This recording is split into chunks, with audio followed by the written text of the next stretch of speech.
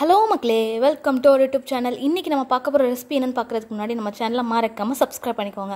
வாங்க வீடியோக்குள்ளே போகலாம். இன்றைக்கி நம்ம பார்க்க போகிறது, நீங்கள் இட்லியை வச்சு நிறைய ட்ரை பண்ணியிருப்பீங்க, பட் இந்த மாதிரி ட்ரை பண்ணி பாருங்கள், கண்டிப்பாக எல்லாருக்குமே பிடிக்கும். ஃபஸ்ட்டு அதுக்கு 2 டேபிள் ஸ்பூன் எண்ணெய் விட்டு கடுகு போட்டு கருவேப்பிலை போட்டு தாளிச்சிக்கோங்க. இது கூட 4-5 வத்தல் ஆட் பண்ணிக்கோங்க காரத்துக்காக. இது கூட கட் பண்ணி வச்சுருக்கோம் 2 பல்லாரியை குட்டி குட்டியாக கட் பண்ணிவிட்டு மிக்ஸ் பண்ணி விடுங்க. வெங்காயம் நல்லா வதங்கி வரணும். மீடியம் டு லோ ஃப்ளேம்லேயே வச்சுக்கோங்க. வெங்காயத்தை நல்லா வதக்குங்க. ஒரு 3 to 5 மினிட்ஸ் நல்லா வதக்கி எடுங்க. கண்ணாடி பதம் வர வரைக்கும் வெங்காயத்தை நல்லா வதக்கி எடுத்துக்கோங்க. இப்போ இது கூட நம்ம 3 முட்டை ஆட் பண்ணுறோம். முட்டையை ஆட் பண்ணிவிட்டு நல்லா மிக்ஸ் பண்ணி விடணும்.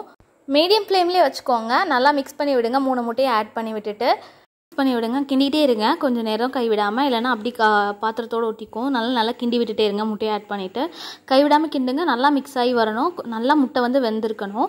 அண்ட் அதுக்கப்புறம் நம்ம தேவையான அளவு உப்பு ஆட் பண்ணிக்கலாம். இதில் நீங்கள் வெங்காயத்தோடு நீங்கள் உப்பு ஆட் பண்ணுறீங்கன்னா இப்போ கம்மியாக மட்டும் ஆட் பண்ணால் போதும்.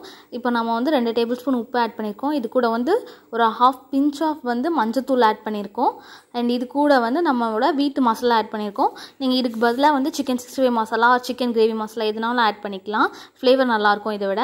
அண்ட் இது கூட நம்ம நம்மளோட மெயின் இன்க்ரீடியண்டான இட்லியை கட் பண்ணி வச்சுருக்கோம். இதை நம்ம ஆட் பண்ணியிருக்கோம்.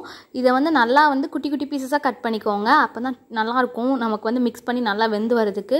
பீசஸ் பெருசாக இருந்துச்சுன்னா வேகிறதுக்கு கொஞ்சம் லேட் ஆகும்.